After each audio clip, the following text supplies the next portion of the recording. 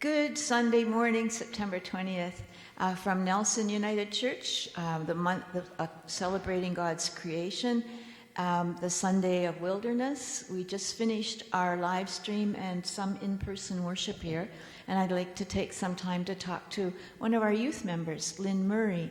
Linn, could you tell me a little bit about your history in the church here? Okay, so hi, I'm Linn, and I've been a congregant here. I guess I'm not an actual member of the United Church. I'm a congregant. Okay. And I've been here since I was yay tall here in Nelson. And I guess my current involvement of the church is mostly around just strategic planning for the church's long-term plans, and also looking at I do some volunteer work with the local fair trade group that we have here. And so we do these nice little fair trade stands and stuff for the... And you were in the youth group here. Yes, I was. Yeah. I was until I graduated. Yeah. So Linn is really involved as a climate activist and environmentalist. And what a perfect Sunday to ask Linn about that, his role with that, and how can we help? Okay, yeah, so I've definitely done a lot of thinking and a lot of looking into how churches and how the United Church is addressing the climate crisis, and all around the world how churches are looking at this serious issue that we've created for ourselves as human beings. And so I think churches are in kind of a very unique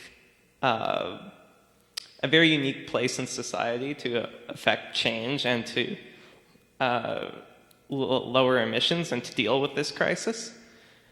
And it's so looking at a few of the things that are more or less common in churches when it comes to moral issues, when it comes to climate.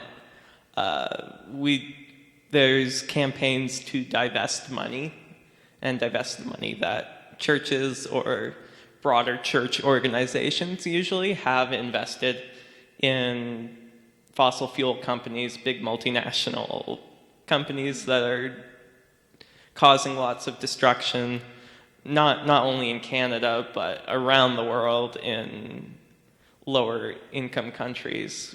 So there's the divestment component, which is really looking at how, and I believe the United Church has, the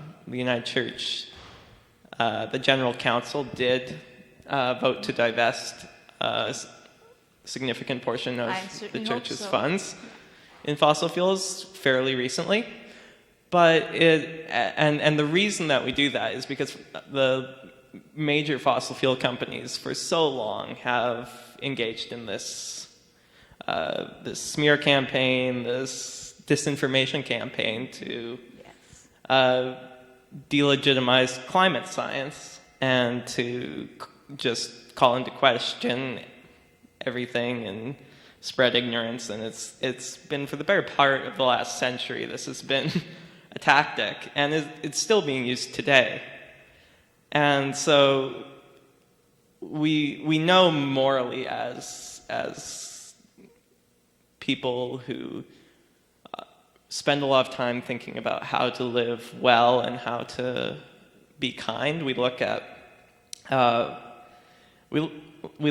how our investments are not only about money or fiduciary obligations. We have a secondary obligation as churches to invest our money where it matters and where we want to see the future go. And what I would like to know is how we here in Nelson can support the youth who are very active. There's been 2 girls having a vigil outside the courthouse for over a year. Is there anything more specific we can do to connect with or help with or be a resource to the youth here in Nelson or in the Kootenay region? Yeah, well, yeah, besides divestment and investment, which are, I mean, even narrowing it down to individuals. I know my parents who have, in the recent years, changed their investment portfolios to reflect green energy, to look at more localized community-owned projects that might not make as much money, but certainly benefit our well-being.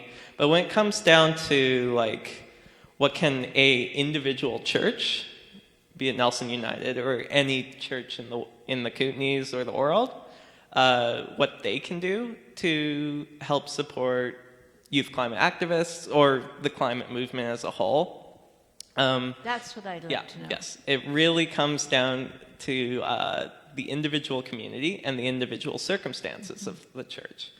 So here in Nelson, we have a rather robust climate movement, and again, you mentioned Ginger and Calypso, who are two now they're high school students. Yes. When they started, they were in middle school. So is there an organization we could reach out to and say, what do you need? Yeah, so yeah, you brought up a really good point, community partnership. Yeah. Yes. So community partnership is like, I love it. It's so important when you're a church, and I think Nelson United does a very good job of this sort of thing. So we're partnered with the Nelson Food Center, and they do a lot of food sustainability work, which is an important component of climate change. So I would say that we're doing well in Nelson on a lot of things. Now, with regards to like youth climate strikes and stuff, I mean, the climate strikes are there to be visible and to show community support for so that's where we should be. For climate action. So yeah, go to the community climate strikes. Yeah. Now, hearing the age of COVID, community climate strikes are less of a big draw or a big, and we don't want them to be really big and hyper crowded. Yeah. But I mean, on Friday here in Nelson, we're organizing another climate strike, and it's the first one that we've done on a large scale since COVID That's Friday, started. September 25th, 12 noon at Lakeside Park. Do we bring our own banners and posters, or? Yes, that's a good idea. I think we will have some posters and some banners that'll be laid out, and people will pick those up, and that'll be theirs for the strike. Yes. And nobody else is going to touch them. But and that's socially distancing and lining up all across our bridge, across the Kootenay River. We call it the Big Orange Bridge, Big Bob. Orange Bridge. Okay, so I'll be there. Okay, I'm thank good you, to Lynn. hear. Thank you. Yeah, Thank you very much. Thank you for listening, everyone.